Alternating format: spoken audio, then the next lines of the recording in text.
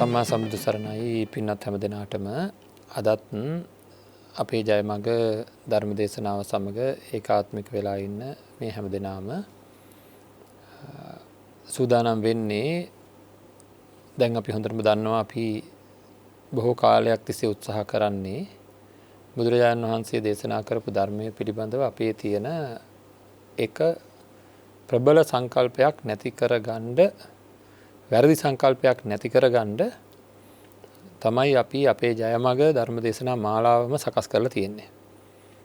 හේතුව තමයි අපේ සාමාන්‍ය ජීවිතයට ලෞකික දියුණුවට දරුවන්ගේ ඉලක්කවලට හඹාගෙන යන්න දරුවන්ගේ විතරක් නෙවෙයි වැඩිහිටි කෙනෙක්ගේ වුණත් ජීවිතයේ ඕනම කාලෙක ඉලක්ක සපුරා ගන්න සන්තෝෂෙන් ජීවත් වෙන්න ජීවිතයේ සාමාන්‍ය ජීවිතයේ ඉතා සාර්ථක කරගන්න නොයෙකුත් ආකාරයෙන් අපි ජීවිතයේ සුවපත්ව ගෙවන්න වගේම අවසානයේදී ලෝකෝත්තර දියුණුව වගේම මේ ලෞකික දියුණුව ඇති කරගන්න අපිට බුද්ධ ධර්මය භාවිතා කරන්න අපේ විශේෂයෙන් අපේ පිරිසගේ වැඩි සූදානමක් නැහැ. ඒ කියන්නේ හුඟක් වෙලාවට අදහස තියෙන වයසට ගියාම නැත්නම් ඊළඟ භවය සාර්ථක කරගන්න තරුණ අයට මේක මේ ඉලක්ක සපුරා ගන්න වගේ දේවල් වලට මේක භාවිතා කරන්න පුළුවන්කමක් නැහැ වගේ අදහසක් තියෙනවා. ඉතින් ඒවා මේ ගැන ඒ වැරදි මත අයින් වෙලා අපි හිතන්න මොහොතකට දැන් අපි කෙලින්ම යමක් කතා කරවුවොත් එහෙම සමාජයේ තියෙන ප්‍රශ්නයක් මේකට ඈඳගන්නේ කොහොමද කියලා අපි හැම වෙලේම උත්සාහ කරනවා ඉරිදා දවසේ උදේවරුේ පෞද්ගලික පන්ති තහනම් කරන්න ඕනේ කියලා ඒක නීතියෙන් තහනම් කරන්න. අපි හිතනවා මෙන්න මෙහෙම. ළමයෙක්ව දහම් පාසලට යවලා ඒ ළමයාව ගෙදර ආවට පස්සේ ඉරිදා දවසේ උදේ ඊළඟ සතිය දක්වාම ඒ ළමයාව හික්මෙන ගතියක් තියෙනවා නම් ඒ ළමයා අනිවාර්යයෙන්ම ඒ දරුවාව නිවැරදි වෙන ගතියක් තියෙනවා නම් එයාට මොනවා හරි යාගේ ඉලක්කවලට යන්න මොනවා හරි දෙයක් ප්‍රධාන දෙයක් ඉලක්කවලට යන්න අවශ්‍ය දෙයක් ප්‍රධාන දෙයක් යාට ලැබිලා තියෙනවා නම් එයා හැම වෙලේම හිතා හොඳ තත්වයෙන් ඉන්නවා නම් දහම් පාසලට ගිහිල්ලා ආවට පස්සේ ආයෙ සෙනසුරාදා හැන්දෑව විතරනකොට ටිකක් කලබලයි නිකන් වැඩි මේ සංවරයක් නැහැ ආයෙ ගිහිල්ලා ආවට පස්සේ මෙයා බොහොම හොඳ වෙනවා නම් දෙමව්පියෝ මොනවා කරයිද? ටියුෂන් පන්තියක් නවත්තලා හරි බලහත්කාරයෙන් හරි යව යන කියන්නේ ප්‍රයෝජනය කියන එක අනිවාර්යයෙන්ම බාහිර ප්‍රයෝජනයක් තියෙන්න ඕනේ. නේද? එයාට ලැබෙන ප්‍රයෝජනයක් තියෙන්න ඕනේ. ඒකේ තේරුම දැනට ලැබෙන දේ ප්‍රයෝජනයක් නැහැ කියන එක නෙවෙයි. දැනට අපිට දහම් පාසල වලින් පන්සල ආශ්‍රය කරන්න හම්බ වෙනවා. තව නොයෙකුත් දේවල් ලැබෙනවා. නමුත් විභාග අරමුණු කරගෙන මේක තියෙන හින්දා මේ විභාගය ඕන වෙලාවක කරලා ඒ සහතිකය ගන්න පොත් ටික බලාගෙන ළමයෙකුට හොඳටම පුළුවන්කම තියෙනවා. එන්න ඒ වගේ තත්වයක් තමයි බුද්ධ ධර්මය ගැන තියෙන්නේ. දැන් අපි පාසල් යන කාලේ වුණත් බුද්ධ ධර්මය කාල පරිච්ඡේදය යම් විදිහකින් අහිමි වුණා කියලා ඒකට රැඳෙන්න ලොකු ප්‍රශ්නයක් එන්නේ නැහැ. විද්‍යාව ගණිතය වගේ අපි ඒක නම් කොහොමත් මේ නැති කරගෙන බෑ. අරක ඉතින් පොත බලාගෙන ඕක පුළුවන් තේරුම් ගන්න පුළුවන් නේ කියලා අන්න එහෙම එකක් තියෙනවා. හේතුව ලියන දේවල් වලට විතරක් සීමා වීම. ධර්මය දැනගන්නවා කියලා අපි හුඟක් වෙලාවට හිතාගෙන ඉන්නේ ලියන දේවල් වලට සීමා වෙලා තියෙන ස්වરૂපයක්. එතකොට ඒකෙන් තමයි එහෙම නෙවෙයි මේක එක්තරා තවත් වැඩපිළිවෙලක්. දැන් ඔය විද්‍යාව ඉගෙන ගන්නවා කියලා අපි ඉගෙනගෙන තියෙන්නේ තාක්ෂණික විද්‍යාව කියලා කියන්නේ භෞතිකනේ. භෞතිකව මේ ලෝකේ තියෙන හැම වස්තුවකම මේ ශරීරයේ ඇතුළු ගොඩ නැගිලි පාලං එතකොට ශරීරය ඊළඟට ඒවට අදාළව අපිට තියෙන අපේ ජීවිතවල තියෙන නීති පද්ධති එක එක ශාස්ත්‍ර තියෙනවානේ. ඒ හැම ශාස්ත්‍රයක් පිළිබඳව අපි කාරණා සහිතව ඉගෙනගෙන තියෙනවා. හැබැයි හැම දෙයකටම මුල් වෙන හැම දෙයකටම පළවෙනියෙන්ම පෙරටුවම තියෙන අපේ ජීවිතේ ජීවත් කරන්න ඉස්සෙල්ලාම තියෙන මානසික තත්ත්වය පිළිබඳ අපි කොහොමද පාඨමාලාවක් ස්ථිර පාඨමාලාවක් නෑ. ඒක ගැන හැදෑරීමක් නෑ. ඒක ගැන මොනවත් විශේෂයෙන් අපි යම් දෙයක් කරන්නේ නැහැ. අපේ දරුවන්ට ඒ සඳහා අවශ්‍යතාවයක් සකස් කරලා දෙන්නෙත් නැහැ ප්‍රධානම වෙන දෙයට. ඒකින්ද හුඟක් අයට ඉදිරියට යන්න බෑ. අපිට තේරෙන්නේ අපිට ඇත්තටම කියලා දෙනවා නම් කවුරු හරි කෙනෙක් බලන්න ගමනක් යද්දී අපි හිතමු එක දිගට යන්න තියෙන අරමුණක් තියෙනවා නම් ඒ අරමුණට සැරෙන් සැරේ අර තීව්‍රව එක දිගට යන්න බැරුව එක එක තැන් වලට හැරි යන්න තියෙනවා නම් ගොඩාක් කල් යනවා ඒ ගමන යන්න. ඉතින් අපේ මනස බලන්න අපි මොන හරි අරමුණකට යන්න ගියාම කොච්චර වෙනත් දේවල් කොච්චරනම් තියෙනවද කියලා මේ ගැටලුකාරීව විසඳන්න කොච්චර එක දේවල් වලට හිත යනවද කියලා. ඉතින් මේ වගේ මේකේ ඇත්ත తත්වය හොයාගෙන මේ ඇත්ත తත්වය තේරුම් කරවන්න වැඩපිළිවෙලක් අනිවාර්යයෙන්ම ඕනේ. ඒ සඳහා තමයි අපි මේ ධර්ම දේශනා මාලාවේදී උපරිම වශයෙන් උත්සාහ කරන්නේ අපේ මානසිකත්වයේ ඊටාම නිවැරදි තැනක රඳවගෙන කටයුතු කරන්නේ කොහොමද කියලා තේරුම් ගන්න තමයි අපි හැම වෙලේම උත්සාහ කරන්නේ. ඉතින් මේ දිනවල අපි බොහෝ දේවල් කතා කරා විශේෂයෙන් හිතට විවේකයක් ලබා ගන්න කොහොමද? හිතට විසඳුමක් කියන එක. ප්‍රශ්නයක් ආපුවාම මොකක්ද වෙන්නේ? අපි අතින් සිල් කැඩෙන්නේ ඇයි? එතකොට ප්‍රශ්නකදී අපි අසරණ වෙන්නේ ඇයි? ඒ අසරණ වෙන වෙලාවට ඕනම ප්‍රශ්නයකට අසරණ වෙන වෙලාවක හිත කොයි වගේ පැත්තකට යොමු කරවන්න මොකක් හරි විසඳුමක් හොයාගන්නේ කොහොමද කියලා ප්‍රායෝගිකව කතා කරා. ඒ විසඳුම ඔප්පු කරලා පෙන්නුවා අපි මේ විසඳුම හොයාගන්නේ මෙහෙමයි කියලා. ඉතින් ඒ වගේ දේවල් එක්ක අපි තව හිත විසිරෙන්නේ නැති වෙන්න පසුගිය ටිකේ කොහොමද සතර කමඨහන භාවිතා කරන්නේ සාමාන්‍ය ජීවිතයේදී කියලා කතා කරා මෛත්‍රිය හැරෙන්න අනිත් ඔක්කොම කතා කරා. මොකද මෛත්‍රිය ගැන අපි ගොඩක් කතා කරලා තියෙන හින්දා. ඒ අතර වාරේ අපිට දැන් අපි මේ සාකච්ඡා කරමින් ඉන්නේ කාරණා තුනක් පිළිබඳව. බුදුරජාණන් වහන්සේ යම් දෙයක් නිවැරදිවම කරන්න ඕන. නිවැරදිවම තේරුම් ගන්න ඕන. නිවැරදිවම තේරුම් ගන්න ඕන අමාරුම කාරණා කීපයක් තමයි අපේ මේ ජීවිතයේ ක්‍රියාත්මක වෙන ක්‍රියාවලින් පහක් තියෙනවා රූප වේදනා සංඥා සංකාර විඥාන කියලා. අන්න ඒ පහේ ඇත්ත తত্ত্বය තේරුම් ගන්න අපේ හිත යොදවන එක තමයි ලෝකේ තියෙන අමාරුම වැඩේ කෙනෙකුට. ඒ කියන්නේ තමන්ව තේරුම් ගන්නයි අමාරු කියන එකයි මේ කියන්නේ. මේකේ තියෙනවා රූප මේ ශාරීරියේ ස්වභාවය. ඒක නම් මොනවා හරි කරලා ටිකක් හරි තේරුම් ගන්න පුළුවන් කියන්නකෝ. නමුත් ඒකෙත් අපි තේරුම් ගත යුතු තියෙන්නේ තණ්හාවක් ඇති නොවන ආකාරයට තියෙන සත්‍ය తত্ত্বය. ඊළඟට වේදනා සංඥා සංකාර විඥාන කියන ඒ වගේ මේ පහේම තියෙන අනිත්‍ය ලක්ෂණය අත්දකින්න ඕනේ. අනාත්ම ලක්ෂණය අත්දකින්න ඕනේ. දුක්ඛ ලක්ෂණය අත්දකින්න ඕනේ. එහෙම දෙයක් අත්දකින්න අපිට සිද්ධ වෙනවා. එහෙම දෙයක් අත්දකින්න අපිට සිද්ධ වෙනවා හිත සම්පූර්ණයෙන්ම එකඟ කරන්න. ඒ කියන්නේ වෙන කොහේටවත් විසිර යන්නේ නැති වෙන්න. වෙන කොහේටවත් විසිර යන්නේ නැති වෙන්න හිත සම්පූර්ණයෙන්ම එකඟ කරලා තමයි මේක ගැන හොයන්න වෙන්නේ. එහෙම නැත්නම් හිත දඟලනවා.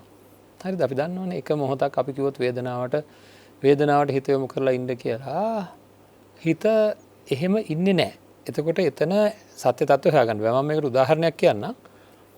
දැන් සල්ලි කර්මයක් කරනකොට වෛද්‍යවරු මොකද කරන්නේ? සිහිය නැති කරලා ඉන්නවා අපි. හරිද?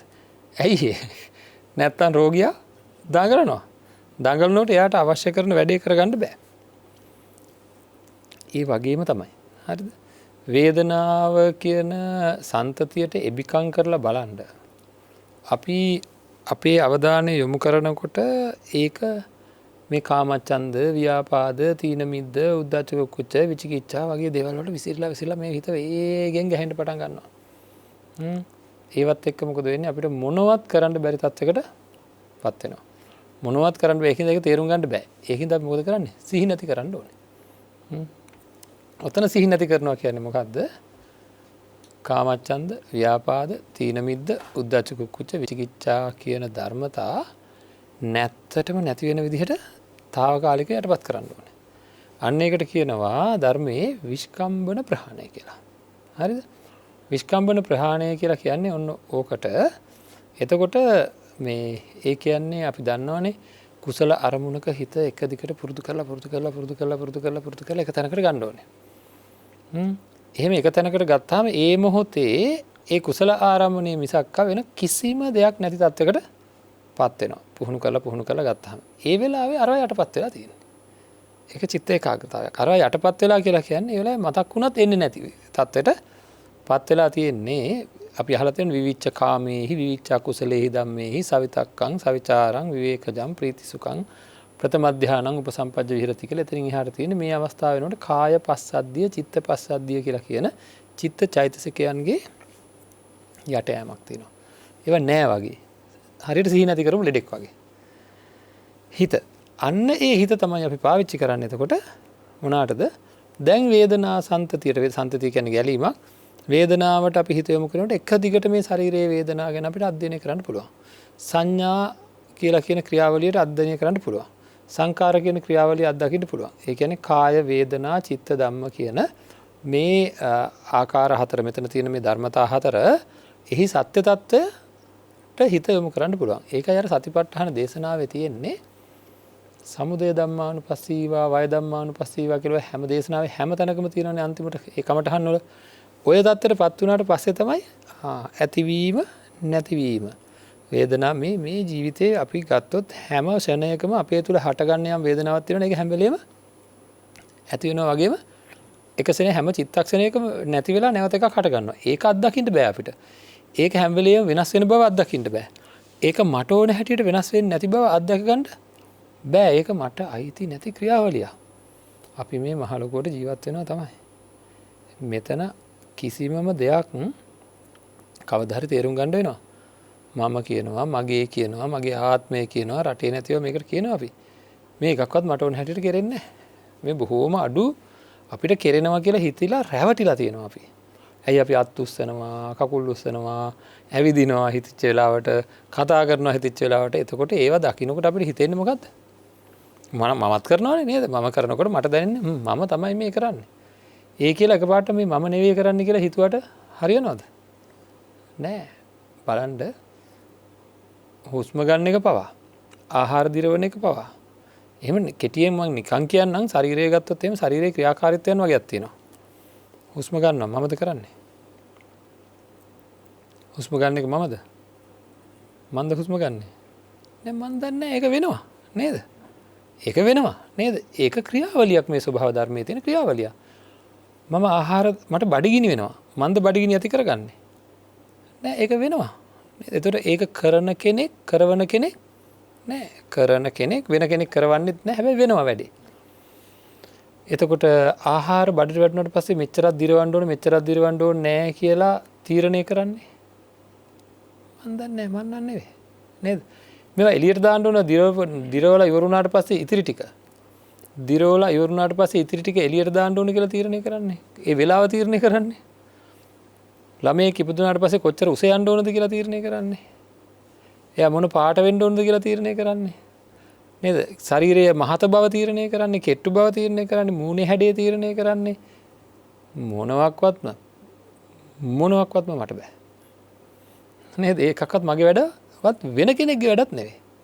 ඔය විදිහට හිමින් බලපුවාම මේ ශරීරයේ තියෙන සියලු ක්‍රියාකාරීත්වයන් වේදනාවට අදාළ දේවල්, සංඥාවට අදාළ දේවල්, සංකාරයට අදාළ දේවල්, විඥාණයට අදාළ දේවල් ඒවා වෙන් කරගෙන මුළු ජීවිතේම කියන්නේ රූප වේදනා සංඥා සංකාර විඥාන කියන වගේක් මුළු ජීවිතේම කියන්නේ ඒවා අන්න ඒක හරිද? එන්න ඒ ක්‍රියාවලි පහේ තියෙන හැම සියුම් දෙයක්ම කරවන්නේ නැත. අපි ඔය කොන්දේසියත් එක්ක කතා කරනවා. මට හිතුනොත් මම නැගිටිනවා. මට හිතුනොත් මම නිදා ගන්නවා. මට හිතුනොත් හෙට වැඩට යනවා. කොන්දේසියත් එක්කනේ කතා කරන්නේ. හිතුනොත් කියලා. එතකොට එහෙනම් අපිට මුල් වෙන්නේ මොකද්ද? හිත. මේ කය දඟලවන්න මුල් වෙන්නේ හිත. ඊට පස්සේ හිත කියන තැන මොනවද තියෙන්නේ? සංඥා තියෙනවා, සංකාර තියෙනවා නේද? එතකොට හිත කියන්නේ විඥානේ. ඒක උපදින්න හේතු වෙන චෛතසික. ඒ විඥානය පහළ වෙන්න හේතු වෙන මූලික වෙන ඒකත් එක්කම ඉපදිලා ඒකත් එක්කම නැති වෙලා යන ඒක ගන්න අරමුණම ගන්න චෛතසික ධර්ම තමයි වේදනා සංඥා සංකාර කියලා කියන්නේ. ඒතකොට මේ හතරයි රූපයයි පහයි මේ ටික ඇරෙන්න මේ ජීවිතේ මෙලොවම දෙයක් නැහැ. මේ ජීවිතේ වෙන කිසිම දෙයක් නැහැ. මේ ජීවිතේනේ ලෝකෙමත් නැහැ. ඇයි? රූප කියනකොට මේ බාහිර තියෙනවත් රූප කොට වැටෙනවා. ඒතර ලෝකෙම හැදිලා තියෙන්නේ ඒක ඉතින් මේ දැන් මෙහෙම කියන්නේ එකම දේ අරගෙන වෙනස් විදිහට මේ වර්ගීකරණය කරන්න පුළුවන් නේද? ඒක දැන් අපි හිතමුකෝ එළවලු කියලා ගත්තාම ඕනනම් කෙනෙක් නේද එක පෝෂ්‍ය පදාර්ථ අනුව වර්ගීකරන්න පුළුවන්. හැඩ අනුව වර්ගීකරන්න පුළුවන්. එහෙමම එක කෙනාට. ඉතින් දැන් අපි විද්‍යාත්මකව ගත්තත් මේ ලෝකේ තියෙන දේවල් නේද පරමාණු විදිහට නැත්නම් ඉලෙක්ට්‍රෝන, ප්‍රෝටෝන ඔය විදිහට එක විදිහට වර්ගීකරණය කරලා තියෙනවා. ඒවයි මේවයි ගත්තාම ඒ වගේ ලොකු වෙනස්කමක් නැහැ. කොහොම හරි කරලා තියෙන ඔක්කොම ටික තමයි. නමුත් කොහේවත් මට හම්බෙන්නේ නැහැ චිත්ත චෛතසික විඥාන කියන ඒවා වර්ගීකරණය කරලා තියෙනවා. හරිද? බුදුරජාණන් වහන්සේගේ ධර්මයේ තියෙන වටිනකම තමයි අපිට අන්‍ය තන් වලට හොයාගන්න බැරි මේ වර්ගීකරණය කරලා විතර නෙවෙයි ඒවා හට ගන්න හැටි කාරණා සහිතව ලොකු විශ්ලේෂණයක් තියෙනවා. මේවා තමයි හිතක හටගත හැකි සියලුම අකුසලයන් කියලා. හරිද? අකුසලයේ අර්ථ දක්වලා තිනවා යම් වෙලාවක හටගත්තොත් අනාගතයේ අනිටු විපාක. ඒ කියන්නේ පීඩාකාරී දේවල් ඇති වෙන දේවල් වලට අකුසලයේ කියලා කියනවා. ඉතින් අපි එතකොට ඒක ආගෙන නිකන් ඉඳලා හරියන්නේ නැහැ. මට මේ දැන් වර්තමානයේ ඉන්නකොට හරිද? වෙහෙසකාරී දැවිල්ලක් තියෙන. හරිද? වෙහෙසක් තියෙන දැවිල්ලක් තියෙන සිතුවිල්ලක් ආවොත් ඒක මට හොඳ එකක්ද? නෑ ඒක මට ඕන එකක් නෙවෙයිනේ. මං එහෙම ඒවට කැමතිද? නේද? එනවද නැද්ද දන්නේ නැහැ. මේ එනවනේ නේද? එහෙම ඒවා එනවා. එහෙනම් මට නේද? එතකොට මට කියා ගන්න ඕන කොහොමද? මං කියන්නකො මං මේ අත්තු නෙවෙයි බණ අහන අය නෙවෙයි මට කියා ගන්න ඕනේ. ඔහේගේ පඬිතකම ඔහේ පඬිතකම් දෙඩිවට ඔය වෙහෙසකාරී දේවල් නේද? බණ කියලා කියන වෙහෙසකාරී දේවල්, පීඩාකාරී දේවල්, තැවිලි දැවිලි එනවනම් ඔහේ ඒවා නවත්ත ගන්න දන්නේ නැත. නේද? එහෙනම් දන්නේ නැහැ. එහෙනම් වරද්දගෙන. ප්‍රතිඵලය වැරදිනන්නේ පීඩාකාරී දේවල් එන්නේ. අපි හැමදාම ජීවත් වුණේ තීරණ ගත්තේ අම්මා ආවාද දුන්නා, තාත්තා ආවාද දුන්නා, සහෝදරයෝ, ඥාතියෝ, ගුරුවරු ඔක්කොම ආවාද දුන්නා, පොත්පත්වලත් ආවාද තිබුණා. ඔබ ඔක්කොමත් කියෙව්වා, අර ඔක්කොමත් ඇහුවා. නේද? හැබැයි ක්‍රියා කරේ කාට ඕන හැටියටද? අර අවවාදත් එක්ක හරි කියලා හිතලා වැඩ කරේ, හරි කියලා හිතලා හරි, වැරදි කියලා හරි, වැරද්දක් වුණත් කමන්නේ. ඕක මම බේර ගන්නම් කියලා කාට ඕන හැටියටද වැඩ කරේ? මට ඕන හැටියට වැඩ කරේ. නේද? එහෙනම් මට ඕන හැටියට වැඩ කරපු එකේ ප්‍රතිඵලයක් විදිහට අද මට වෙහෙසනම්, අද මට තැවිලි දැවිලි තියෙනවා නම්, පිච්චෙනවා වගේ දැනෙනවා නම් හිත එක මොහොතක් හරි මට වැරදිලාද නැද්ද? පළවෙනියෙන්ම නිහතමානීවම පිළිගන්න ඕන මට වැරදිලා කියලා. මම අරන් ආපු ක්‍රමවේදය හරි ගිහිල්ලා නෑ, ඒකේ වැරදීම් වගේක් තියෙනවා. හරි ගියේවත් තියෙනවා. ඒක වෙනම කතන්දරයක්. නමුත් වැරදුන හින්දානේ මගේ මේ වර්තමාන ප්‍රතිඵලයේ ප්‍රශ්නයක් තියෙන්නේ. අන්න එහෙම වර්තමාන ප්‍රතිඵලය දිහායි අපි බලන්න ඕන. මේ මොහොත නිර්මාණය වෙන්නේ අතීත සිද්ධි හේතුවෙන්, අතීත ක්‍රියාකාරකම් හේතුවෙන්. එහෙනම් අන්න එහෙම නිර්මාණය වෙන මේ සිත අපිට ගැටලුකාරී තත්ත්වයක් ඇති කරනවා නම් ඒක අපේ වරදක්. එන්න ඒක නිවැරදි කරගන්න හිතේ ක්‍රියාකාරීත්වයන් සහ හිත භාවිතා කරන්න ඕන ආකාරය තමයි බුදුරජාණන් වහන්සේගේ ධර්මය තුළ තියෙන්නේ. අරවා නැති කර දැන්ව තියෙන සීනාශ්‍රව නැත්නම් ආශ්‍රවශය කිරීම. සීනාශ්‍රයන් වහන්සේ කියන්නේ ආශ්‍රවශය කරපු කෙනා කියලා කියන්නේ. රහතන් වහන්සේ කියන්නේ ආශ්‍රවශය කරපු කෙනා. අන්න ආශ්‍රව තමයි ඔය මං කිව්ව දේවල් වලට කියන්නේ ආශ්‍රව කියලා. මොනවද? වෙහෙස සහිත, දැවිලි සහිත කෙලෙස්. හරිද? එතකොට වෙහෙස සහිත, දැවිලි සහිත කෙලෙස්. ඒවට කියනවා ආශ්‍රව කියලා. එහෙනම් එවැනි ආශ්‍රව ධර්ම අපේ ජීවිතයට එකතු කරගන්න, ඒවා එකතු කරගෙන ඒවා එන එක වළක්ව ගන්න එවැනි ආශ්‍රව ධර්ම අපේ ජීවිතයේ අපේ හිත තුළින් නැගෙන එක වළක්ව ගන්න අවශ්‍ය කරන සියලුම ආශ්‍රව වලින් සංවර වෙන ක්‍රමය කියලා අන්න සබ්බාස සූත්‍රය දේශනා කරලා තියෙනවා. හරිද? එතනත් එක වර්ගීකරණයක් තියෙනවා. එතකොට එක පැත්තකින් කුසල් කියලා, තව පැත්තකින් අකුසල් කියලා, තව වර්ගීකරණයක්. එහෙම එක විදිහට මේක වෙන් කර මෙන්න මේවා හැදෙන්නේ මෙහෙමයි, මේවා වර්ධනය වෙන්නේ මෙහෙමයි. හරිද? එක පරියාය ධර්ම කියලා කියන්නේ ඒවට. ඒ කියන්නේ ක්‍රමවේද. කුසල උත්පාද පරියාය කියලා සඳහන් කරලා තියෙනවා. හරිද? එතකොට පළවෙනිම සල්ලේක පරියාය, කුසල උත්පාද පරියාය. හරිද? මේ වගේ මේ ක්‍රම අධ්‍යයනය කරොත් මං කියනවා බොහෝ දේවල් අධ්‍යයනය කරපු අපේ නුවණැති පින්වන්ත පිරිස්වලට මේ ක්‍රම අධ්‍යයනය කරන්න තමන්ගේ මනසේ ක්‍රියාකාරීත්වයට යොමු කරලා නිකන් නෙවෙයි. හරිද? යොමු කරලා කියන්නේ අපේ ක්‍රියාකාරීත්වය ඔය කියලා තියෙන දේවල් එක්ක අත්විඳින්න. මේකේ ඇත්තටම ඔය කියන දේවල් තියනවද? මේකේ ඇත්තටම ඔය කියන දේවල් තියනවද කියලා අත්විඳින්න. හරි? අන්න එහෙම අත්විඳොත් අපිට තේරෙවි සැබෑවටම මේකේ මේ කියන දේවල් තමයි මේ ක්‍රියාත්මක භාවයට යන්නේ. ඒවා හරි පුදුමයි. අරමුණකට යන්න ගියාම බාධා වෙන ධර්ම නේද? ඒ කියන්නේ දැන් නිවන් දකින්න බාධා වෙන ධර්ම, නිවන ආවරණය කරන ධර්ම කියලා තියෙන්නේ පංච නීවරණ. කාමචන්ද, ව්‍යාපාද, තීන මිද්ද ඒ ටික. දැන් ලෞකික හොඳ අරමුණුනේ අපිට ඕන කරන්නේ දිනන්න. ලෞකිකත්වයේ තුල හොඳ අරමුණුනේ දිනන්න ඕන කරන්නේ. අන්න ඒ අරමුණු වලට බාධා වෙන ධර්ම විදිහට සඳහන් කරලා තියෙනවා. අපිට ගන්න පුළුවන්. දැන් ලෞකිකත්වයේ තුල අපි හිතමුකෝ අධ්‍යාපනය ලැබෙන ළමයි කියලා. එයාට අධ්‍යාපනයට බාධා වෙන්නේ ඒත් නොයෙකුත් කාම අරමුණු වැඩි නම්, ව්‍යාපාදේ වැඩි නම්, තරහ වැඩි නම්, තීන මිද්ද, නොසන්සුන්කම නේද? අර ටිකමයි. එහෙනම් අපිට ලෞකිකත්වයට මේක ගලප ගන්න පුළුවන්. අනිත් එක මේ බෙදලා තියෙන ඒ සිත්වල ස්වභාවයන් හිත උපදිනකොට ඒවත් එක්ක එන අපිටම දැනෙන දේවල්, ඒවා ක්‍රියාකාරීත්වයන්, ඒවා දැනෙන ආකාරය, මේවා ඔක්කොම හරි පැහැදිලිව ධර්මය තුල තියෙනවා. ඉතින් ඒකයි ධර්ම අධ්‍යයනය කරනවා කියලා කියන්නේ, ධර්ම අවබෝධ කරනවා කියලා කියන්නේ තමන්ගේ ක්‍රියාකාරීත්වය අවබෝධ කර ගැනීම. අපේම ක්‍රියාකාරීත්වය අවබෝධ කර ගැනීම. මේකට ඕන ප්‍රධානම කාරණා තුනක් තියෙනවා. ඒක තමයි මේ අපි සාකච්ඡා කරන්නට සූදානම් වෙන්නේ. ඒ තුන තමයි මහා සතිපට්ඨාන සූත්‍රයේ කාය වේදනා චිත්ත ධම්ම කියන ඔය පංච උපාදානස්කන්ධය අවබෝධ කරගන්න ඕන තැන තියෙන ආතාපි සම්පජානෝ සතිමා. ඒ කියන්නේ සිහිය, නුවණ, වීරය. සිහිය, නුවණ, වීරය. මේ සිහිය, නුවණ, වීරය කියන ඒවා කොහේ උපදින ධර්මතාවද? අපේම సంతానගත උපදින ධර්මතා. එතකොට අන්න ඒ සිහිය, නුවණ, වීරය කියන ඒවා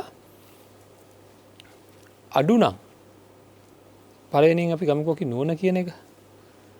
අපිට සිත් උපදින්නේ නැහැ. නුවණ නැත්තම් ඒකට අදාළ සිත් උපදින්නේ නැහැ. වෛද්‍යවරයෙකුට අතීතයේදී වෛද්‍ය විද්‍යාව ගැන යමක් නුවණක් ඇති වෙලා නැත්තම්, එයා ඉගෙනගෙන නැත්තම්, මෙතන මොන ලෙඩේ කවුරු ඇවිල්ලා කිව්වත් එයාට ලෙඩේ ගැන අදහසක් එන්නේ නැහැ. එහෙනම් නුවණ නැත්තම් එන්නේ නැහැ. නුවණ නැත්තම් එන්නේ. නුවණ කියන එක මෙතන යෙදෙන්න ඕනේ. ඊළඟට බලන්න අමතක වෙනවා නම් නේද? සමහර වෙලාවල් තියෙනවා සමහර දේවල් අමතක වෙනවා. එහෙනම් අමතක වෙලා වෙනවා කියන එකේ තේරුම සිහිය නෑ කියන එකයි. මම කියන්නේ මේ වෛද්‍යවරයෙක්ගේ ස්වභාවයන් පිළිබඳ. එයාට ඒක අමතක වෙලා නම් ඒත් අරක කියද්දි එන්නේ නෑ නේද? එයාට වෙනත් බොහෝ අකුසලයන් ඇවිල්ලා ඒවා යට කරගන්න බැරුව ඉන්න වෙලාවක් ගත්තොත් ඒත් එන්නේ නෑ. එහෙනම් එතන වීරිය දෙන්න ඕන. තියෙන අකුසලයන් යට කරගන්න සිතෙන්ම නැගෙන වීරිය තියෙන්න ඕන.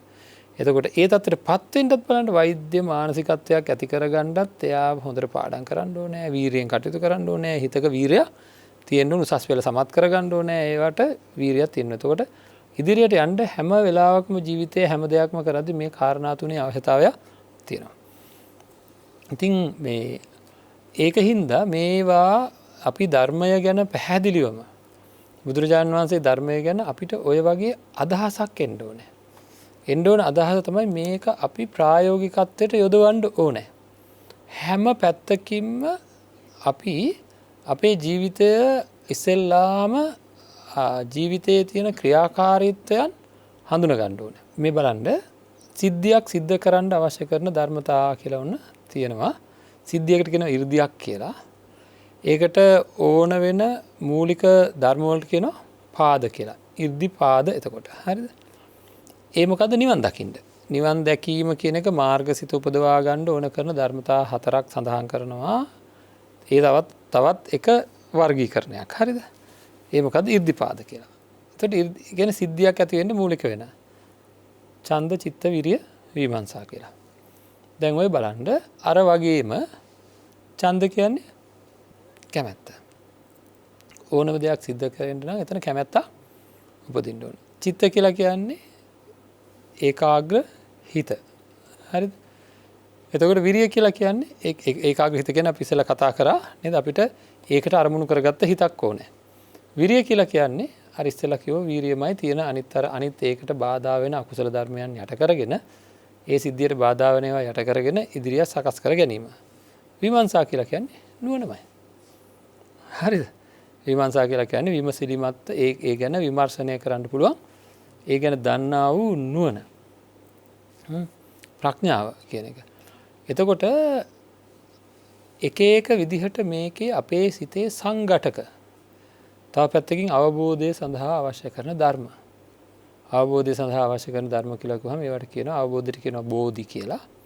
නිවන ඒ කියන්නේ නිවනට අවශ්‍ය කරන ධර්ම වලට කියනවා අංග කියලා. එතකොට බෝධි අංග ඒවට කියනවා බොජ්ජංග කියලා. ඉතින් ඔන්න කෙනෙක් මොකද කරන්නේ? බොජ්ජංග ටික ඉගෙන ගන්නවා කියලා සති සම්බොජ්ජංගය, ධම්මවිජය සම්බොජ්ජංගය, වීරය, ප්‍රීතිය නේද? පස්සද්ධිය ඔන්න ඕවා ඉගෙන ගන්නවා. ඉගෙනගෙන ඕවාගේ ඔක්කොම ලියා ගන්නවා. හරිද? ලියාගෙන හරි මම බොජ්ජංග දන්නවා. ඒකද වෙන්න ඕන. ඒකත් වෙන්න ඕන තමයි. නමුත් මේකේ අර දැනෙන්න ඕනේ යම් කිසි දෙයක් අවබෝධ වෙන්න මෙන්න මේ අංග ටික හිතේ සම්පූර්ණ වෙන්න ඕන. ඕක ලෞකිකත්වයට ගන්න බෑද? ලෞකික දෙයක් අවබෝධ කරගන්නත් ඕකම ඕන කියලා ගන්න බෑද? සිහියක් ඕනද නැද්ද? ධම්මවිචය කියන්නේ මොකද්ද? සියුම් නුවණ. සියුම් නුවණ. පොඩි දෙයක් අවබෝධ කරගන්න නම් ඒකට අදාළ නුවණ ඕනේ. නේද? ප්‍රඥාව ඕනේ. වීරිය කියන්නේ ඉස්සෙල්ලා කිව්ව එකමයි. හරිද? ඊළඟට මෙතන ප්‍රධාන දෙයක් තියෙනවා. ප්‍රීතිය කියලා කියන්නේ මේ දේවල් හින්දා හික්මනකොට තමන්ගේ හිත තුළ උපදින ප්‍රීතිය. හරිද? ඊට කලින් පස්සද්ධිය කියලා කියන්නේ මේ නුවණ හින්දා ඇතිවෙන කාය චිත්ත ඒකාග්‍රතාවයේ ඇතිවෙන සංස්කාරයන්ගේ සංසිඳීම. කාය පස්සද්ධිය, චිත්ත පස්සද්ධිය කියලා කියනවා. චිත්ත චෛතසිකයන්ගේ සංසිඳීම. අන්නේ සංසිඳීම, ප්‍රීතිය, පස්සද්ධිය ඔන්න ඔය විදිහට තමයි. එතකොට තමයි අපිට මේක අවබෝධ කරගන්න අවශ්‍ය කරන අංග ටික එකතු වෙන්නේ. සමාධිය, උපේක්ෂාව කියන දේවල්. මේ වගේ ආර්ය අෂ්ටාංගික මාර්ගය කියන්නේත් එහෙම එකක්. හරි. අපේ තියෙන වැරදි දේවල් ටික ප්‍රහාණය කරන්න අවශ්‍ය කරන කුසලයන්. මිත්‍යා දෘෂ්ටිය ප්‍රහාණය කරන්න නම් සම්මා දිට්ඨිය ඕන. ඒක තවත් වෙනම වර්ගීකරණයක්. හරිද? එතකොට මිත්‍යා සංකල්ප ප්‍රහාණය, මිත්‍යා සංකල්ප කිව්වම නෙක්ඛම්ම සංකල්පනා, අව්‍යාපාද සංකල්පනා, විහිංසා සංකල්පනා නේද? එතකොට ඒවා වෙනුවට නෙක්ඛම්ම, අව්‍යාපාද, අවිහිංසා සංකල්පනා කියන ඒවයින් මොනවද ප්‍රහාණය වෙන්නේ? කාම සංකල්පනා, ව්‍යාපාද සහ විහිංසා සංකල්පනා. හිංසාකාරී සංකල්පනා එන්නේ නැහැ. අවිහිංසා සංකල්පනා තියෙන තාක්කල්. ඒ වගේ ඒවා වර්ධනය කරලා කොච්චර එහාටද තක්කෝ, විතක්කෝ, සංකප්පෝ, අප්පනා, ව්‍යප්පනා, චේතසෝ, අබිනිරෝපණා කියන තැනට එනකම ආයතට ආයන්න අර ඒකාග්‍රතාවයයි ඔක්කොම ටික එතෙන්ට අවශ්‍ය වෙනවා. සම්මා කම්මන්ත, මිත්‍යා කම්මන්ත ප්‍රහාණය සඳහා සම්මා කම්මන්ත. එතකොට ඒකෙදි ඔන්න අපිට තේරෙනවා සම්මා වාචා කියන ඒවාත් එහෙමයි. ප්‍රාණඝාතයෙන් වැළකීම කියනකොට අපි නිකම්ම නිකං. හරි? ප්‍රාණඝාතයෙන් වැළකීම කියනකොට අපි නිකම්ම අද ප්‍රාණඝාතයෙන් වැළකීමනේ කියලා හිතනවා. ඒක මොකක් ගැනද මේ කියන්නේ? චෛතසික ධර්මයක් ගැන. ප්‍රාණඝාතයේ යෙදීම වගේම ප්‍රාණඝාතයෙන් වැළකීම කියන එක අපේ හිතේ උපදින්න ඕන සිතුවිල්ල. අන්නේ සිතුවිල්ල උපදවා ගන්න එක තමයි මේ ඒවට කියනවා විරති චෛතසික කියලා. හරිද? මම මේ අද දවසේ උත්සාහ කරන්නේ මේ ධර්මයේ තියෙන ප්‍රායෝගිකත්වය කොච්චරද? විරති චෛතසික කියලා අපිට තේරුම් ගන්න ඕනේ ප්‍රායෝගිකව මේ සිතේ ප්‍රාණඝාතයෙන් වැළකීමේ අදහස් හදාගන්න කියලා බුදුරජාණන් වහන්සේ දේශනා කරන්නේ. ඒක හදාගත්තට පස්සේ ප්‍රාණඝාතය සිද්ධ කිරීමේ සිත් උපදින්නේ නැහැ. හරිද? ඒ සිත් උපදින්න හේතු වෙන අහවල් චෛතසිකයන් එකතු වෙලා අහවල් සිත් උපද්දවනවා. හරිද? එහෙමයි ඒක චිත්ත චෛතසිකයන්ගේ ක්‍රියාකාරීත්වය කියලා කියන්නේ අන්න එහෙම එකක්. මම ඔකට කියන්නේ මෙන්න මෙහෙම. සිතක් කියන්නේ අපි හිතමුකෝ මේ පාසලක සමිතියක් කියලා. හරිද? චෛතසික කියන්නේ පාසලක ඉන්න ළමයි ටිකක් කියලා හිතන්නකෝ. එතකොට ඒ ළමයි එකතු කරලා සමිති හදනවා. හරිද? එතකොට සිංහල සමිතියත් කට්ටියක් ඉන්නවා, සාහිත්‍ය සමිතියත් කට්ටියක් ඉන්නවා. එහෙම එකම කට්ටියද මේ ඉන්නේ? සිංහල සමිතියේ ඉන්න එක්කෙනා තව සමිතියක ඉන්න පුළුවන්. ඒ කණ්ඩායම් එකතු වෙලා සමිති ටිකක් හදලා තියෙනවා. එක සමිතියක් තියෙනවා. ඒකේ ඔක්කොම ළමයි ටික ඉන්නවා. හරිද? එතකොට ඒ වගේ මේ නොයෙකුත් චෛතසිකයන්ගේ මිශ්‍ර වීමෙන් එකතු වීමෙන් මොකද වෙන්නේ? නොයෙකුත් සිත් පහළ වීම තියෙනවා. ඒතර අපේ චෛතසික 52 ඔය විදිහට මිශ්‍ර වෙලා හේතු වෙලා හැම හිතක් එක්කම උපදින චෛතසික වගයක් තියෙනවා. ඒකට කියනවා සර්ව චිත්ත සාධාරණ කියලා. හැම අකුසලයක් එක්කම උපදින චෛතසිකයන් වගේකුත් තියෙනවා. අකුසලයක් කොහේ හරි ඉපදුනා නම් ඒ හැම චෛතසිකයක්ම කියන්නේ අර සමිතියක හැම ළමයෙක්ම ක්‍රියාකාරකයෙක් එක්කෝ සමාජිකයෙක් හරි. සමාජික කියන්නේ ඒ සමිතිය ක්‍රියාත්මක වෙන්න, ඒ සමිතිය අරමුණ ක්‍රියාත්මක කරන්න බෙදලා දීලා තියෙනවා නේද? ඒ සමිතිය සභාපති කෙනෙක් ඉන්නවා, ලේකම් කෙනෙක් ඉන්නවා. ඒ වගේ කෘත්‍යයක් සිදු කරනවා.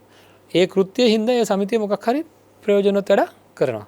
ඒ වගේ මේ එක් චෛතසික ධර්මයන්ගේ එකතුවෙන් නොයෙකුත් ආකාරයේ සිත් පහළ වෙනවා. හරිද? එතකොට ඒ හිතක් එක්ක පහළ වෙන චෛතසිකයන් තියෙනවා. ඒවා ඒ කෘත්‍යයන් සිද්ධ කරන ඒ වෙලාවට. අකුසලයට එක්ක පහළ වෙන චෛතසික කියලා කියන්නේ බලන්න. හරිද? අකුසලයට එක්ක පහළ වෙන චෛතසික හතරක් අනිවාර්ය කරලා තියෙනවා. අනිවාර්ය කරලා තියෙනවා කියන්නේ කවුරුත් කරලා නෙවෙයි, මේක හොයාගෙන තියෙනවා. මොනවද? මෝහය, අහිරිකය, අනුතප්පය, උද්ධච්චය කියලා. කියන්නේ හැම අකුසලයක් එක්කම ඇත්ත වැහෙනවා. ඇත්ත වැහෙන කෘත්‍ය සිද්ධ කරනවා මෝහය විසින්. හරිද? ඇත්ත වහලා දානවා. මොකද්ද මේ ඇත්ත වැහෙනවා කියලා කියන්නේ? අකුසලයට එක්ක ඇත්ත වැහෙනවා කියලා කියන්නේ දැන් අපි හිතමුකෝ අපේ ශරීරය කියලා. අපේ ශරීරයේ තියෙන බොහෝ දේවල් වල තියෙනවා. දැන් මේ හැම ගත්තොත් හැමේ තියෙනවා, දාඩිය තියෙනවා නේද? එතකොට තෙල් වගේ උරපු ඒවා තියෙනවා, කුණු එකතු වෙච්ච ඒවා තියෙනවා නේද? එතකොට ආය මේ මැරිච්චාම ඒකේ තියෙනවා ඔක්කොම එකතු වෙලා පාපයක් වගේ හැදිලා තියෙන්නේ නේද? ගඳ තියෙනවා. දැන් කාට හරි කවුරු හරි නිකන් අර මේ හොඳට පාටට මොනවා හරි ක්‍රමවේදයකට මූණ පැහැපත් කෙනෙක්ව දැක්කහම ලෝභ හැඟීමක්, සැප හැඟීමක්, සතුටු හැඟීමක් ඇති වෙනවා. එතකොට අර මූණේ හරි තියෙන අර හැමේ තියෙන වුරුණු තෙල් ගැන, දාඩිය ගැන එහෙම මතක් වෙනවද? අන්න ඒක වෙහිලා යනවා නේද? අකුසලය විසින් සම්පූර්ණයෙන්ම මේ ඇත්ත తත්වය වහනවා කියලා කියන්නේ ඒකයි. ඊළඟට පාපයට ලැජ්ජාව නැති කරනවා. පාපයට බය නැති කරනවා. සහ හිත නොසන්සුන් කරනවා. මෝහය, අහිරිකය, අනුතප්පය, උද්ධච්චය. ඒවා සියුම්ම බලනකොට අපිට ඇත්තටම ඒවා වෙන බව අපේ තුලින්ම තේරුම් ගන්න පුළුවන්කමක් තියෙනවා. ඇත්තටම ඒවා වෙන බව අපේ තුලින්ම තේරුම් ගන්න පුළුවන්කමක් තියෙනවා. අන්න ඒක තමයි අපේ පැත්තෙන් අපි බොහෝ වශයෙන් හිතන්න ඕන දේ. හරිද? බොහෝ වශයෙන් හිතන්න ඕන දේ අන්න ඒක. ඉතින් ඒකින්ද අපි අපේ ජීවිතයට ධර්මය ඕන කරන්නේ මොකටද කියලා ඉතා හොඳින් තේරුම් ගන්න ඕනේ. තේරුම් අරගෙන මේ ධර්ම කරුණු හොයන්න පුදුම කුතුහලයක් ඇති වෙන්න ඕනේ. ඒ කුතුහලයේ අවශ්‍යතාවය එන්නේ අපිට තියෙන ප්‍රශ්න විසඳෙන හින්දා විතරයි. ප්‍රශ්න විසඳෙන්නේ නැත්නම් ඇති වැඩක් නැහැනේ. හරිද? මට තියෙන බොහෝ ගැටලු වලට ධර්මයේ තියෙන ක්‍රමවේද පාවිච්චි කරන්න පුළුවන්. පළවෙනියෙන්ම මාව කොටස් හතරකට බෙදන්න පුළුවන්. මගේ ක්‍රියාකාරීත්වයන්. එකක් තමයි මේ වර්තමානයේ ඇති වෙන ඵලය. ඒ වර්තමානයේ ඇති වෙන ඵලය තමයි මේ වෙලාවේ ඇති වෙන සිතුවිල්ල. හරිද? ඊළඟට ඒ ඵලයට හේතු වෙන දේ. මෙහෙම සිතුවිල්ලක් එන්න හේතු වෙච්ච දේ. හරි හොයාගන්න ඕනේ. කාට හරි කෙනෙකුට නිකන් උපදින්නේ නැහැ ඔය කෙලෙස් ධර්මයන්. ඒ කියන්නේ මේ රත් වෙන දැවෙන දේවල් වලට අපි කැමති නැහැ කිව්වනේ. රත් වෙන දැවෙන දේවල් නිකන් උපදින්නේ නැහැ.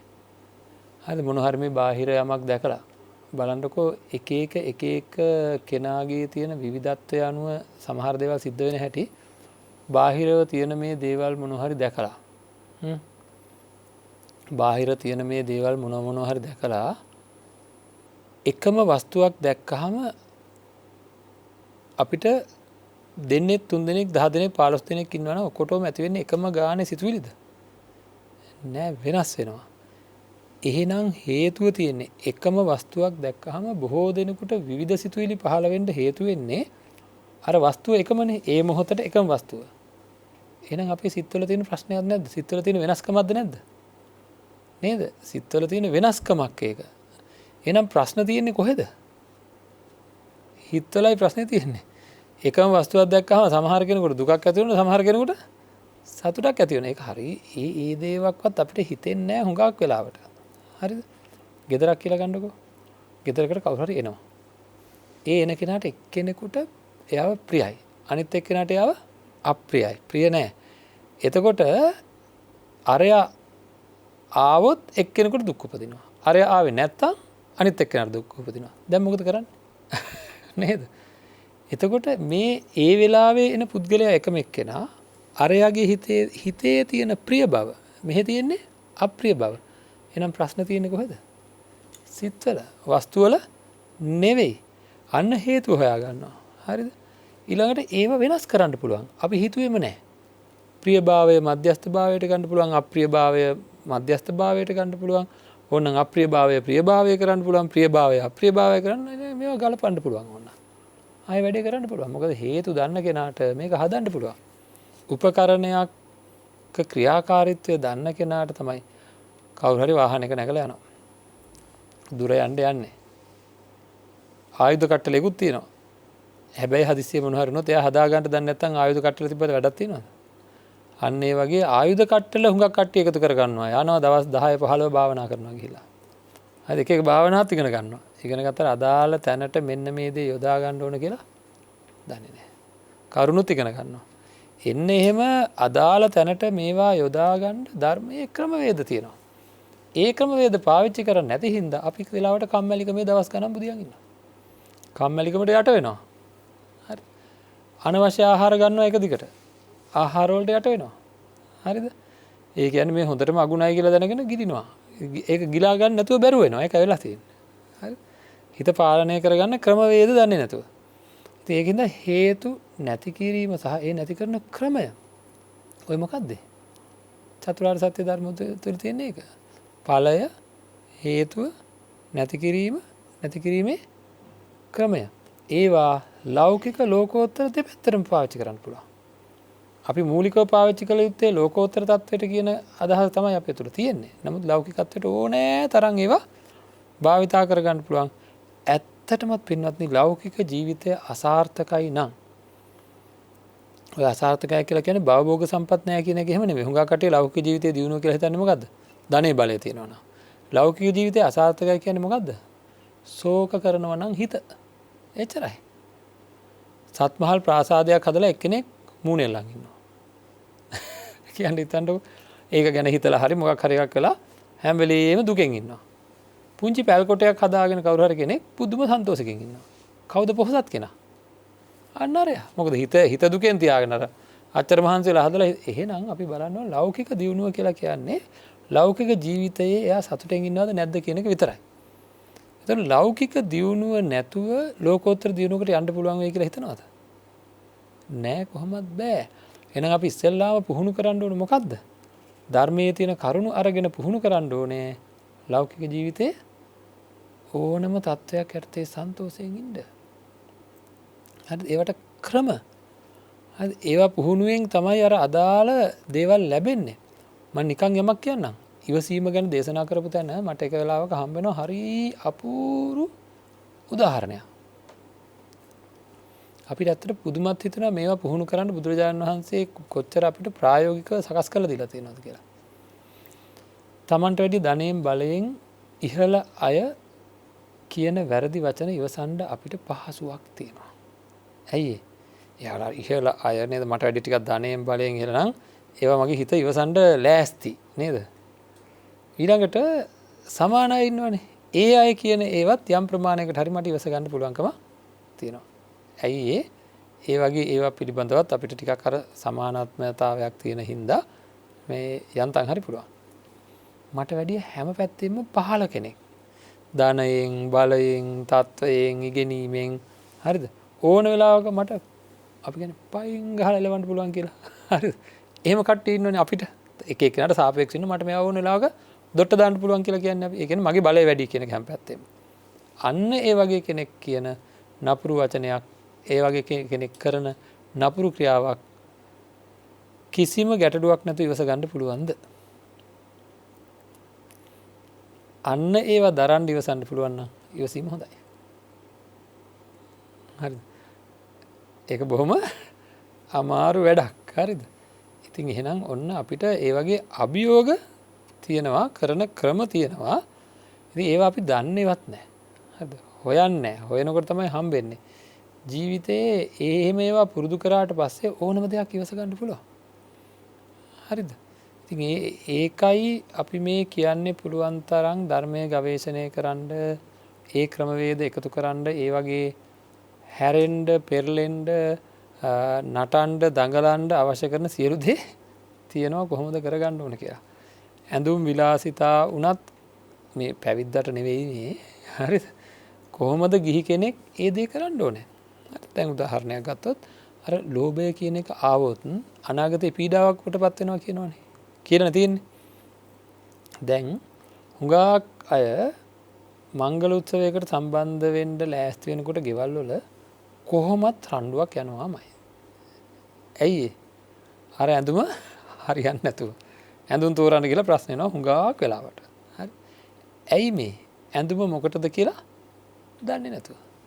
ඇඳුම මොකටද කියලා දන්න අයට සුදු ඇඳගෙන මගුල් ගෙදරට යන්න කියලාද කියන්නේ? නෑ එහෙම නෙවෙයි. ධර්මයේ එහෙම එපා කියලා නෑ. තියෙන්නේ මොකද්ද? ලෝභ සිතක් ඇති කරගන්නේ නැතුව ඒ වැඩේ කරන්න. මම මොකටද? මගේ මේ කුණු ශරීරය කියලා හොඳට දන්නවා. නිකන් හිතන්නකෝ. මේක ගඳ ගහන එකක් කියලා දන්නවා. මේක අනිත් අයට අප්‍රසන්නයි කියලා දන්නවා. මෙවැනි සුබ කටයුත්තක් කරන තැනකට කොහොම හරි කරලා ප්‍රසන්න විදිහට යන්න ඕනේ. ඒකින්ද මේක පින්තාරු කරන්න ඕනේ. මේක හදන්න ඕනේ. හරිද? මේකට නිකන් අර සමනල පාට නේද? එක මල් පාට ඒ වගේ වගේ පොරවන්න ඕනේ. දැන් පොරවනකොට දැනගන්නවා මේ දැනගෙන පොරවනවා. හරිද? දැනගෙන අඳිනවා. එතකොට ලෝභ සිත් උපදිනවද? නෑ. සමහර කෙනෙක් කොහමද? ඒක අනිත් පැත්ත නේද? අන්තිමට මේක පින්තාරු කරගෙන ගියාට පස්සේ බලන අයට තමයි තේරෙන්නේ මේකට මොකද වෙලා තියෙන්නේ කියලා. තිබ්බ ටිකක් නැහැ. නේද? කට්ටිය මොකුත් කියන්නේ නැහැ. හැබැයි හොඳ නෑනේ කියලා කියන්නේ නැහැ. අරක අඳින්න ගිහලා සම්පූර්ණයෙන්ම වැඩේ වරද්දගෙන. හරිද? තිබ්බට වැඩිය ගොඩාක් අවලස්සනයි, ගොඩාක් අප්‍රසන්නයි. එහෙම පවා වෙන අවස්ථා වුණ තරම් මේ ඔක්කොටම හේතුව දැඩි ලෝභය නේද? ඉතින් ඒකින්ද අපේ ජීවිතය ජීවත් කරවන්න අපේ මනස භාවිතා කරන්න ඕන විදිහ, අපි හිතන්න ඕන විදිහ බුදු ධර්මයේ තියෙනවා. ඒකට තමයි ධර්මානුකූල නුවණ ඕන වෙන්නේ. ලෞකික ජීවිතයට මම මේ සැරෙන් සැරේ මේ වගේ දේශනාවන් සිද්ධ කරන්නේ මේ ජයමග දේශනාවේ හිතන්න යමක් එකතු වෙන්න. හරිද? හිතන්න යමක් එකතු වෙන්න කියලා කියන්නේ ලෞකික ජීවිතේ කිසිම අඩුවක් නැතුව ඉතාම සාර්ථක ජීවිතයක් ගෙවන්න. මතකයිනේ අපි සාකච්ඡා කරා සිංහලෝවාද සූත්‍රය වැනි සූත්‍ර ඉවර වෙනකම්ම බොහෝම දීර්ඝ සාකච්ඡාවක් කරා. අපි දවස් ගාණක් කරා ඒවා තියෙන්නේ ජීවත් වෙන විදිහ. හරිද? ඒ ජීවත් වෙන විදිහ නිවැරදි වෙච්ච ගමන් අපිට මොකද වෙන්නේ? ඉතාම පහසුවෙන් අපේ ජීවිතය සකස් කරගන්න පුළුවන්කම තියෙනවා. ඉතාම පහසුවෙන් ජීවිතය සකස් කරගන්න පුළුවන්කම තියෙනවා. ඉතින් ඒකින්ද අපි බොහෝම හොඳින් හිතලා අපේ ජීවිතය සකස් කරගන්න ඕනේ. අපිට බුදුරජාණන් වහන්සේගේ ධර්මයේ භාවිතා කරගන්න පුළුවන් වෙන්න ඕනේ. අපේ ජීවිතේට ගලප ගන්න පුළුවන් වෙන්න ඕනේ. ඒ ගැන විමසන්න කියලායි මම කියන්නේ. හරිද? ඒ ගැන විමසන්න මම ඒ ගැන හිතුවා මදිද කියලා හිතන්න. හරි හොයන්න ඕනේ. හෙව්වොත් විතරයි හම්බෙන්නේ. ක්‍රමවේද හොයන්න ඕනේ. ඒකට ධර්ම ශ්‍රවණය කරන්න ඕනේ. කල්යාණ මිත්‍ර ආශ්‍රය කරන්න ඕනේ. පොත්පත් පරිශීලනය කරන්න ඕනේ. ලොකු උනන්දුවක් ඇති වෙන්න ඕනේ. මට වැරදිච්ච තැන් නිවැරදි වෙන්න ඕනේ. අවසාන වශයෙන් මම ආයෙ මතක් කරනවා. මං තීරණ ගත්තේ මට ඕන හැටියට. මට අද රිදෙනවා නම් මට අද ධනවා වගේ වෙහෙසකාරී සිතුවිලි ඇති වෙනවා නම් මට වැරදිලා එනවා. නේද? එහෙනම් මට වැරදිලා තියෙන්නේ. වැරදි තැන හදාගන්න ධර්මයේ ක්‍රමවේද තියෙනවා. ඉතින් මේ විදිහට තමන් නිවැරදි කරගෙන මේ ජීවිතය සාර්ථක කරගෙන සසර සූපත් කරගෙන සියලු දුක් නැති කරගන්නට මේ හැම දිනාටම ශක්තිය, ධෛර්යය, වීරිය, අදිෂ්ඨානය, වාසනාව, ප්‍රඥාව ලැබේවා කියලා ප්‍රාර්ථනා කරනවා. නිවසේ ඉඳන් ධර්ම ශ්‍රවණය කරපු ඒ පින්වන්ත පිරිසට ධර්මයේ ශ්‍රවණය කරලා තමන්ගේ ජීවිතය සකස් කරගන්න අවශ්‍ය කරන මඟ පෙන්වීම සිද්ධ කරන්නේ බණ කියන හාමුදුරුවෝ විතරක් නෙවෙයි. ඒත් එක්ක තව බොහෝ වැඩපිළිවෙලක් තියෙනවා. ඉතින් ඒ ධර්ම දේශනාව නිවසට අරගෙන එන්න අවශ්‍ය කරන දායකත්වය ලබා දුන්න කල්යාණ මිත්‍රත්වයෙන් යුක්තව කටයුතු කරපු පින්වන්ත පිරිස තමයි අදත් මේ ජයමග රූපවාහිනී නාලිකාවේ මැදිරියට ඇවිල්ලා අපිත් එක්ක එකතු වෙලා ධර්ම ශ්‍රවණය කරමින් කටයුතු කරේ. අපේ ජීවිත සකස් කරන වාරයක් ගානේ මේ බණ ඇහිලා ඒ ධර්ම දානමය පුණ්‍ය කර්මය සිද්ධ කරගත් අයට ඒ ධර්ම දානමය පුණ්‍ය කර්මය සිද්ධ කරගත්ත අයට බොහෝ පින් රැස් වෙනවා. නමුත් අපි ප්‍රාර්ථනා කරමු අපි තුල ජනිත වුණා වූ සියලුම ධර්ම ශ්‍රවණයෙන් ජනිත වුණා වූ සියලු පුණ්‍ය ශක්තිය ඒ අත්තන්ට උතුම් ධර්මාභෝධය සඳහාම වේවා. සසර ජීවිතයේ කිසිදු දිනක පාප මිත්‍ර ආශ්‍රයයකටපත් නොවේවා. කල්යාණ මිත්‍ර ආශ්‍රය නිබඳව නිරතුරුව ලැබේවා. අවසාන වශයෙන් උතුම් නිවනින් සැනසෙන්නටම මේ සියලු පුණ්‍ය ශක්තියින් හේතු වේවා කියලා අපි ප්‍රාර්ථනා කරමු. අද දවසේ මේ ධර්ම දේශනාවේ දායකත්වය වශයෙන් සඳහන් කරලා තියෙන්නේ බෙන්තොට කෝම්මල සම්පත් ලිපිනයේ පදිංචි ඩී.එල්. පොඩිමැණිකේ උපාසිකා මාතාව සහ දරු පිරිස කියලා සඳහන් කරලා තියෙනවා. නිර්වාණ සුවය ලබා ගැනීම සඳහා ධර්මාවබෝධය ලබා ගැනීම පිණිසත් දෙමව්පියන් සහ ස්වාමිපුරුෂයා ඇතුළු පවුලේ මියගිය සියලු ඥාතීන්ට පුණ්‍ය අනුමෝදනා කරන්නටත් දේශකයන් වහන්සේ ඇතුළු මහා සංඝරත්නයට නිදුක් නිරෝගී සුවය සහ දීර්ඝායුෂ ලබා දෙන්නට හේතු වේවා කියන අරමුණනුත් ලක්වැසි ලෝවැසි සියලු දෙනාටම උතුම් ධර්මය අවබෝධ වේවා කියන අරමුණෙන් තමයි එතුමිය ඇතුළු දරු පිරිස මේ ධර්ම දේශනාවේ දායකත්වය දරන්නේ. ඉතින් ප්‍රාර්ථනා කරමු අපි විශේෂයෙන්ම මූලික කාරණාව විදිහටම සඳහන් කරලා තියෙන හුඟක් අය ඒක සඳහන් කරන්නේ පස්සේ අනිත් දේවල් වලට පස්සේ. නමුත් මූලික කාරණාව විදිහට සඳහන් කරලා තියෙන නිර්වාණ සුවය ලබා ගැනීම සඳහා ධර්ම අවබෝධය ලබා ගැනීම පිණිස කියලා. ඉතින් ඩී.එල්. පොඩිමැණිකේ උපාසිකා මාතාව ඇතුළු දරු පිරිස වෙනුවෙන් අපි ප්‍රාර්ථනා කරමු මේ උතුම් ධර්ම දානයම පුණ්‍ය කර්මය උතුම් නිර්වාණ අවබෝධය සඳහාම වේවා කියලා ප්‍රාර්ථනා කරමු. ඒ අත්තන්ට ඒ වගේම නමින් මිය පරලෝකීය සියලුම ඥාති මිත්‍රාදීන්ටද මේ පින් අනුමෝදන් වේවා. ඒ වගේම සුජීවත්ව වාසය කරන හැම දිනාටම නිදුක් නිරෝගී චිරජීවනය ලැබේවා. හැමෝටම උතුම් ධර්ම අවබෝධය පිණිසම මේ සියලු පුණ්‍ය ශක්තියින් හේතු වේවා කියලා ප්‍රාර්ථනා කරනවා. හැම දිනාටම තෙරුවන් සරණයි.